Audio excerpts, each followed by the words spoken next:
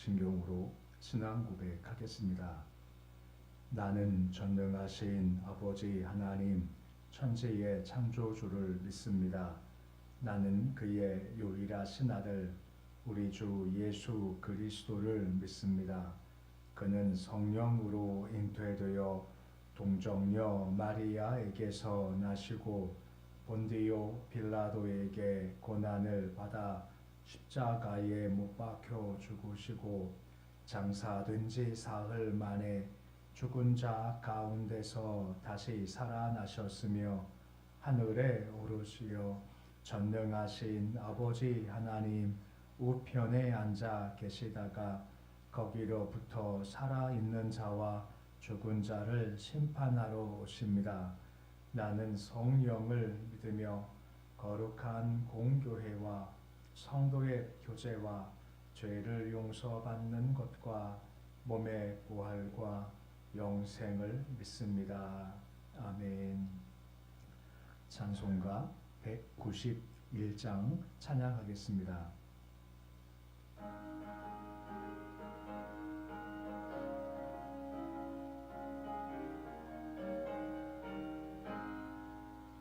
내가 매일 기쁘게 순례의 길 행함은 주의 팔이 나를 안보함이요 내가 주의 큰 복을 받는 참된 비결은 주의 영이 함께함이라. 성령이 계시네 할렐루야 함께하시네. 좁은 길을 걸으며 밤낮 기뻐하는 것 주의 영이 함께함이라. 전내 죄에 빠져서 평안함이 없을 때 예수 십자가의 공로 힘입어 그 발 아래 엎드려 참된 평화 얻음은 주의 영이 함께함이라. 성령이 계시네 할렐루야 함께하시네. 좁은 길을 걸으며 밤낮 기뻐하는 것 주의 영이 함께함이라. 나와 동행하시고 모든 염려하시니 나는 숲의 새와 같이 기쁘다. 내가 기쁜 마음으로 주의 뜻을 행함은 주의 영이 함께함이라. 성령이 계시네 할렐루야 함께하시네. 좁은 길을 걸으며 밤낮 기뻐하는 것 주의 영이 함께함이라. 세상 모든 욕망과 나의 모든 정욕은 십자가에 이미 못을 박았네. 어두운 밤이 지나고 무거운 짐 벗으니 주의 영이 함께함이라. 성령이 계시네 할렐루야 함께하시네. 좁은 길을 걸으며 밤낮 기뻐하는 것 주의 영이 함께함이라. 399장 찬양하겠습니다.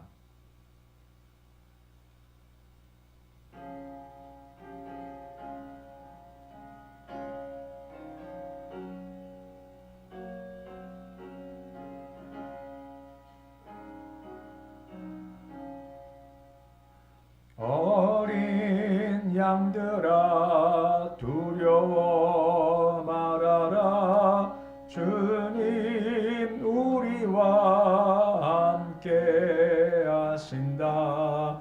하늘과 땅의 모든 권세로 그 양떼들을 항상 지키신다. 오직 믿음으로 두려움 없으리. 오직 믿음 오직 믿음으로 두려움 없으리. 오직 믿음. 어린 양들아 두려워 말아라. 주가 내 갈 길 인도하신다.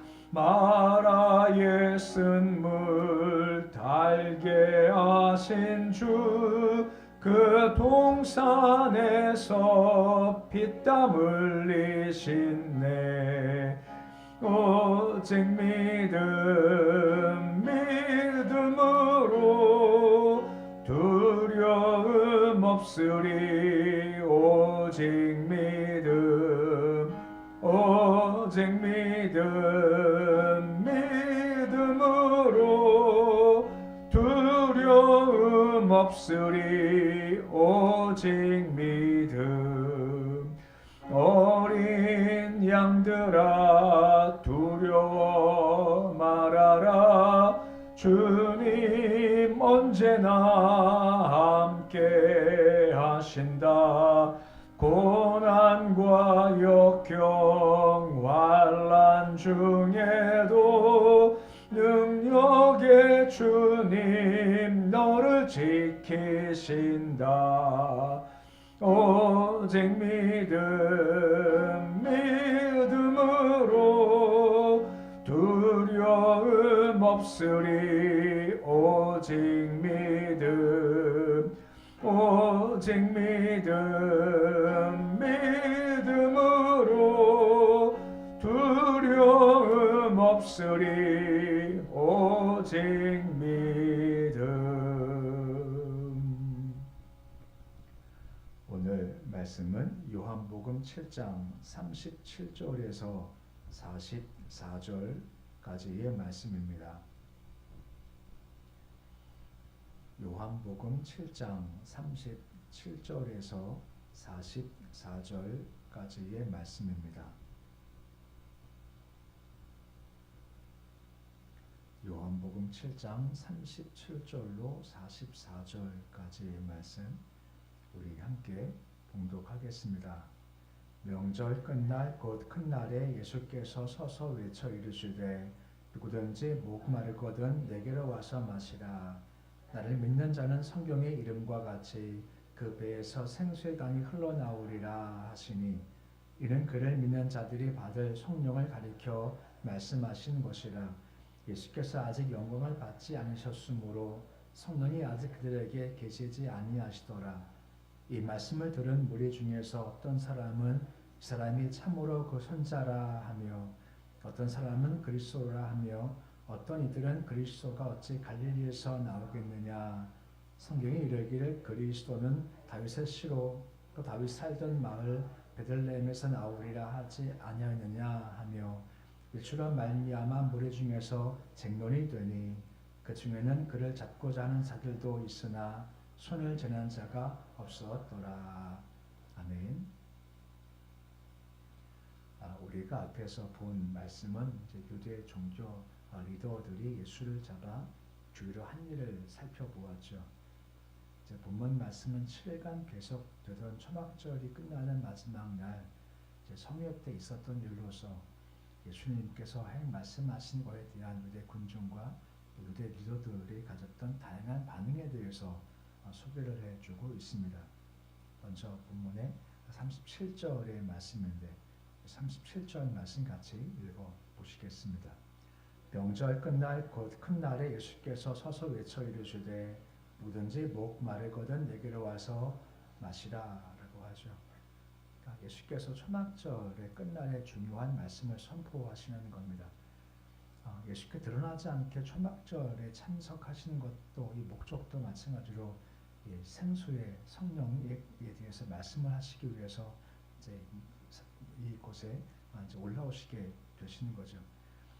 초막절에 대해서 말씀을 드렸지만 광야에서 먹이시고 마시게 하신 그 은혜를 기억하는 것이 초막절이지 않습니까? 이걸 이제 기억하며 기념하고 주를 이제 수를 한다라고 하는 겁니다. 그 광야에서도 주께서 먹이고 마시게 하셨으니까 우리가 인생길을 걸어갈 때 우리가 먹고 마침에 대해 걱정하지 말고 주의 공급하심을 바라보자. 이걸 의식하는 것이 바로 초막절의 의미라고 하는 겁니다. 그래서 명절 7일 동안 행하는 것 중에 한 가지가 뭐냐면 실로암에서 물을 길러와서 제단에 매일 이렇게 붓는 일이 있었습니다. 그 주께서 광야 기간 동안에 물을 마시게 한 것을 이제 기억하기 위해서 물을 붓는 거죠. 예수께서 이제 그런 상황 가운데서 말씀하신 것입니다. 누구든 목마르거든 내게로 와서 마셔라 라고 말씀하시는 거죠. 말씀했지만 과거 광야에서 은혜로 말미암아 반석에서 물이 솟아나왔고 그 물을 마시던 경험을 통해서 이 말씀을 하신다라고 하는 겁니다. 더 나가서 이 광야에 주었던 그런 생수라고 할지라도 다시 목이 마르지 않습니까? 그러니까 사람의 갈증을 해결하지 못했습니다만 예수가 주시는 영원한 생수 같은 경우는 주께서 그 목마름을 해결할 수가 있다라고 말씀하신다라고 하는 거죠. 수가성 여인에게 하신 말씀이 무엇입니까? 이 물 마시면 다시 목이 마르지만 내가 주는 물을 마시면 다시 목마르지 않는다라고 말씀하신 것 같은 의미라고 하는 것입니다. 그 생수가 무엇일까요? 점점 그 생수를 향한 말씀이 계속 이어지고 있습니다. 38절인데 다음과 같이 말씀하시죠. 38절 말씀 같이 읽어보시겠습니다. 나를 믿는 자는 성령의 이름과 같이 그 배에서 생수의 강이 흘러나오리라 하시니 라고 말씀을 해주고 있습니다. 전제가 무엇입니까? 나를 믿는 자가 전제라는 거죠. 그 주를 믿지 않으면 생수와 관계가 없다라고 말씀하시고 믿을 때 그 배에 생수가 흘러나오겠다라고 말씀하고 있으시다라고 하는 겁니다. 그 배라는 것은 하나님의 깊숙한 심령을 가리키는 것이고 인격을 가리킨다라고 하는 것입니다. 곧 이들은 그리스도를 믿음으로 말미암아 그리스도와 연합이 되는 겁니다. 연합이 될 때 성령께서 그 안에서 이제 역사하셔서 그 갈증을 주께서 해결해 주시는 생수가 나오게 된다라고 말씀해주고 있는 거죠. 그러니까 믿음이 참 중요한 것은 믿음은 항상 연결이지 않습니까? 하나님의 역사와 능력과 이수의 부활이 내 것이 되기 위해서는 연결, 곧 믿음이 필요하고 믿음이 있을 때 연결돼서 이것이 내게 흘러 들어온다라고 말씀해주고 있다라고 하는 것입니다. 그리고 실제 이 말씀이 언제 성취되었습니까? 오순절 성령 강림 때 성취가 되었다라고 하는 겁니다. 그러니까 조금 다른 말씀이지만 성경을 설명할 때 여러 설명했지만 성경은 약속과 성취라고 말씀을 드렸죠. 약속을 하시면 분명 성취가 된다는 겁니다. 말씀하시면 결국 이루어진다는 거죠. 근데 우리가 항상 알지만 그 사이 빈 공간이 있지 않습니까? 그 빈 공간은 뭘로 채운다 했습니까? 히브리 10장 36절의 말씀 보시면 무엇이 있다라고 합니까? 인내가 필요하다라고 하는 겁니다. 그 인내가 있어야만 약속과 성취 사이를 우리가 메울 수가 있지 인내가 없으면 메울 수가 없다라고 하는 겁니다. 기도 후에도 성취 사이에 인내가 필요하고 말씀을 순종한 후에도 인내가 필요하죠. 인내가 있어야만 결과가 주어지게 된다라고 말씀해주고 있는 겁니다. 그리고 39절 말씀 보시면 더 직접적으로 생수강의 문제를 직접 밝히시는 말씀이 이어지게 되는 겁니다. 보면 39절인데 우리 말씀같이 읽어보시겠습니다.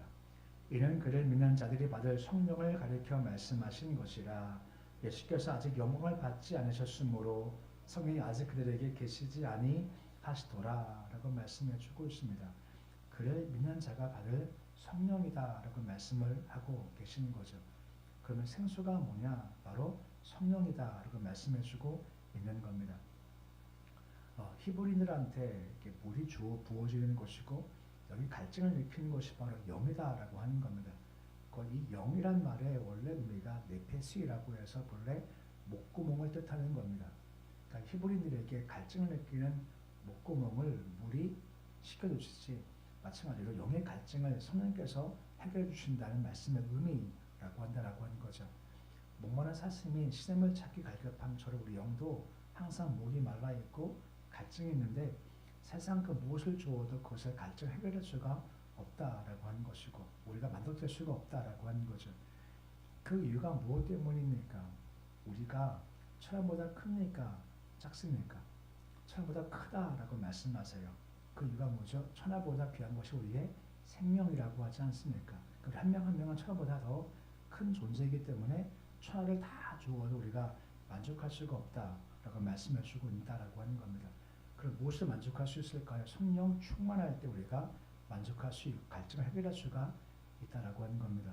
하나님이 우리 지으실 때 하나님 형상으로 지으시지 않습니까? 근데 죄를 져서 형상이 깨지고 만 겁니다. 그러면 형상을 다시 회복시킬 수 있어야죠. 형상이 구멍 나서 다 세워나가는 겁니다. 그럼 형상을 메워야죠. 뭘로 메울 수 있을까요? 물로 메울 수도 없고 물 최락으로도 메울 수도 없다라고 하는 것이고 아무리 큰 것 주어도 메울 수가 없다는 겁니다. 오직 그 깨지는 곳과 구멍은 성령으로만 메울 수가 있고 이것이 막혀져야만 메워져야만 우리가 채울 수 있고 우리가 오늘 말씀과 같이 갈증을 해결할 수가 있다라고 하는 겁니다.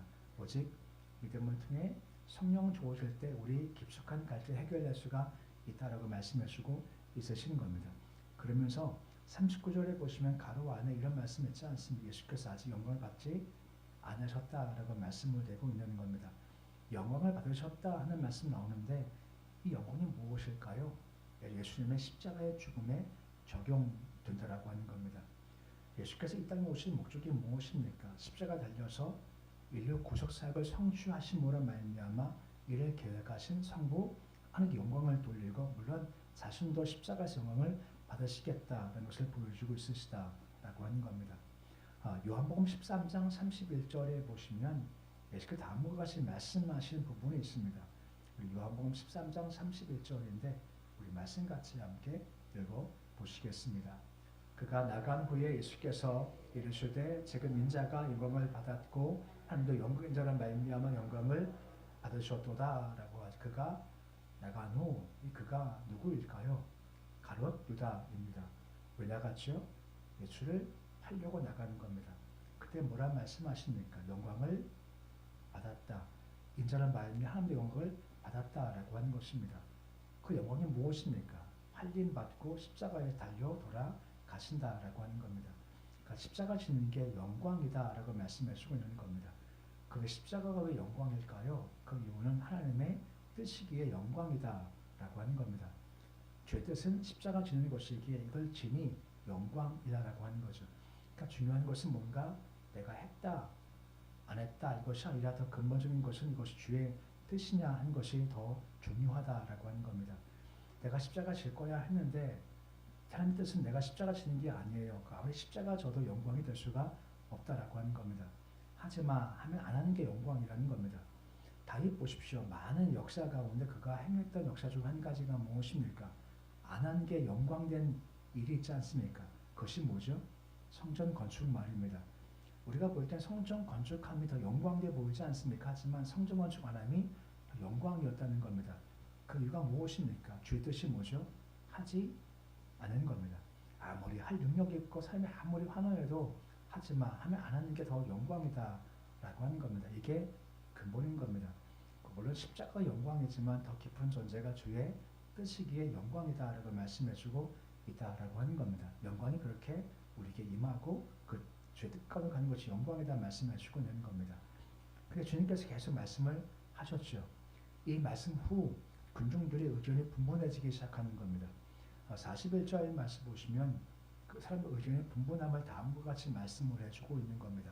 41절인데 말씀같이 읽어보시겠습니다. 어떤 사람은 그리스도라 하며 어떤 이들은 그리스도가 어찌 갈릴리에서 나오겠느냐라고 하죠. 예수가 쭉 말씀하신 거 듣고 나서 청중들 가운데 어떤 사람들은 그 깊이와 권에 깜짝 놀라서 이게 그리스도가 아니냐 하고 믿는 자가 생기게 됐죠. 하지만 또 상당수는 아니야 라고 부정하지 않습니까? 부정하는 근거가 무엇입니까? 갈릴리에서 나오겠느냐 하는 것이 그들의 부정의 근거라고 하는 거죠. 사실 갈릴리 지역은 계속해서 배척의 대상지였습니다. 이사야 때부터도 갈릴리 지방은 팔레스타인 변방에 있어서 무식하고 사회적으로 소외된 자가 머무르는 장소였고 계속 이방인과 접촉하니까 중심부에서 볼 때는 저는 아무것도 아니야 하고 그렇게 무시당하는 것이 바로 갈릴리 지역이었다라고 하는 거죠. 하지만 중요한 것은 뭐겠습니까? 이것이 역전이 된다라고 하는 겁니다. 어둠 땅이지만 빛이 임하게 됐다라고 하는 거죠. 곧 은혜가 임하면 주가 도우시면 역전된다라고 하는 겁니다. 무시당하지 않습니까? 나자렛 서양계 있겠냐? 갈릴리 사랑이 있겠냐라고 했지만 사는 것이 있다라고 하는 거죠. 다윗 향해서 아버지가 뭐라 말합니까? 말째라고 하죠. 말째란 말은 뭐라 했습니까? 찌끄레기 같다라고 하는 겁니다. 그 아버지도 그를 바라볼 때 아직까지 어리고 찌끄레기 같아라고 하지만 주가 도우시니 목동에서 왕 된다라고 하는 겁니다. 뭔가 어둡지만 거기 힘들지만 은혜가 임하면 역전과 그리고 하나님의 도우심 역사가 가능할 수가 있다라고 하는 거죠. 그 은혜 바라보는 것이 필요한 모습이다라고 하는 겁니다. 특히 42절 말씀 보시면 그들이 예수를 부정할 때 뭐라 합니까? 42절에 보시면 베들레헴에서 나오리라 하지 않았느냐라고 하는 겁니다. 잘 보시면 좀 이상하지 않나요? 예수님 출신지가 어딥니까? 출생지가 베들레헴이세요. 그럼 예수께서 메시아가 베들레헴 날 거야. 그럼 미가 때부터 예언돼 왔지 않습니까? 그럼 맞습니까? 안 맞습니까? 예수님은 베들레헴 출신지가 맞아요. 근데 그 당시 많은 사람들은 예수가 어디 출신이라고 얘기합니까? 나사렛이라고 일을 해요. 이게 무슨 말입니까? 잘 모른다는 겁니다. 예수님 분명히 베들레헴에서 나신 분인데 사람들이 계속 예수님을 베들레헴이 아니라 나사렛 출신한 사람이 아니냐. 갈릴리라고 얘기하는 것이 나사렛이 갈릴리에 포함되는 곳이기 때문에 계속 사람들이 잘 모른다라고 하는 거죠. 무슨 말인가 하면 잘 몰라요. 그 부정하는 거죠. 그러니까 말씀을 정확히 하는 게 참 필요한 겁니다. 우리가 말씀을 왜 읽습니까? 말씀을 왜 자꾸만 듣습니까? 그 이유가 말씀을 정확히 알아야 바로 판단할 수 있죠.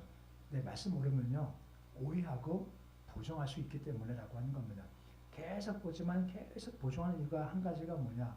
아니 메시아가 다윗의 고향 베들레헴 출신인데 예수님 아니지 않냐? 근데 그것이 아니라는 겁니다.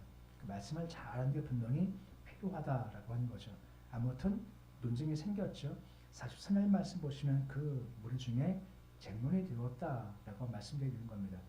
이 쟁론이란 말은 무슨 말인가 하면 43절에 해가 갈리다 그리고 찢어지다라고 하는 겁니다. 해가 갈려서 논쟁이 매우 극심하다라고 하는 거죠. 근데 지금 누구 때문에 지금 쟁론 생기고 갈라진 건가요? 누구 때문입니까? 지금 누구 때문에 갈라진 거죠? 예수님 때문에 갈라지는 겁니다. 그 예수님 잘못되는 건가요? 그렇지 않죠. 마태복음 10장 34, 35절에 보시면 예수께서 뭐라 말씀을 하시는 건가요? 우리 말씀 같이 함께 읽어 보시겠습니다. 내가 세상에 화평을 주러 온 줄로 생각하지 말라. 화평이 아니요 검을 주러 왔노라. 내가 온 것은 사람이 그 아버지와 딸이 어머니와 며느리가 시어머니와 보라하게 하려 함이니라고 하죠. 우리가 알지만 하나님은 참 중요한 겁니다. 하지만 문제가 무엇입니까? 복음은 어쩔 수 없이 생명과 사망을 가른다라고 하는 겁니다. 세상과 잘 지내고 싶지 않습니까? 우리가. 근데 세상과 잘 지내고 싶지만 결국은 그럴 수가 없고 결국은 갈라질 수밖에 없다는 거죠. 그 이유가 무엇 때문입니까? 우리 안은 복음이 있지만 세상은 복음이 없지 않습니까? 그러기에 우리가 세상을 향해서 불쌍한 마음도 품고 복음 증거하겠다라고 마음 먹고 정말 잘 지내지 하고 아무리 마음 먹어도요 결국은 갈릴 수밖에 없고 이것이 우리가 감수할 부분이다라고 하고 있는 겁니다. 사도 바울이 복음을 증거할 때 하도 안 받으니까 어떡합니까? 발에 티끌을 떨어버리고 가지 않습니까? 그때가 있을 수밖에 없다라고 하는 거죠. 복음이 있는 자와 복음이 없으면 함께할 수는 없다는 겁니다. 어떻게든 함께하려 노력하지만 결정 순간에 갈릴 수밖에 없고 증명이 생길 수밖에 없다라고 하는 것. 이것이 바로 복음의 역사라고 하는 겁니다. 항상 우리 마음껏 그 마음을 항상 가지는 것. 특히 마지막 때가 될수록 그것이 더욱더 심하다라고 하는 겁니다. 그래서 요즘 계속 반복된 얘기지만 복음이 없는 자가 우리를 오해할 때 어쩔 수 없는 겁니다. 우리 모를 때요 어쩔 수가 없는 겁니다. 벌써 옛날 얘기죠. 코로나 생각하면 아주 옛날 이야기 같아요. 있었나 싶을 정도의 그런 옛날 이야기인데 우리가 코로나 때 믿는 자와 안 믿는 자의 가장 결정이 큰 차이점이 무엇이었습니까? 예배였지 않습니까? 많은 갈라진 가운데 우리는 모여야 살고 세상은 왜 모이냐라고 했지 않습니까? 우리는 할 수 있으면 그냥 모여 이랬었지 않습니까? 이게 믿음과 믿음 없는 자의 큰 차이점이다라고 하는 건 이게 있을 수밖에 없다 하고 세상과 결국은 갈라질 수밖에 없는 우리의 모습을 한번 생각해 보는 것이 필요하다라고 하는 겁니다. 뭐라 말씀하세요? 세상 우리를 만족시킬 수가 없다라고 하죠. 오직 예수를 믿을 때 오시는 성령으로 우리가 만족할 수가 있다라고 하는 겁니다. 여기 계셔야 성령께서 계셔야 목마르지 않음이 가능할 수 있기 때문에 세상 것을 가지고 채우겠다 하지 마시고 성령 충만을 사모하는 것이 필요한 겁니다. 성경은 약속과 성취입니다. 그 사이 뭐가 필요하다고요? 인내가 필요한 겁니다. 인내할 때 은혜가 임할 때 역전도 가능하다. 그때까지 인내가 필요하다라고 하는 겁니다. 영광이 무엇입니까?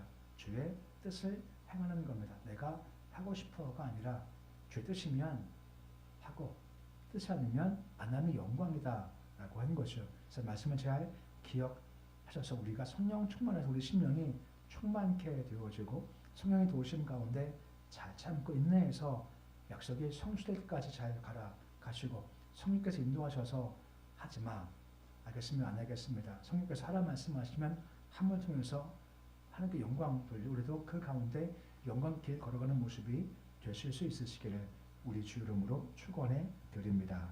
기도하겠습니다. 아버지 하나님 성령 충만하기 원합니다. 세상 것을 뭘 줘도 우리는 만족할 수 없습니다. 성령께서 우리 심령을 만족시켜 줄 수 있으십니다. 우리가 다 해보았습니다.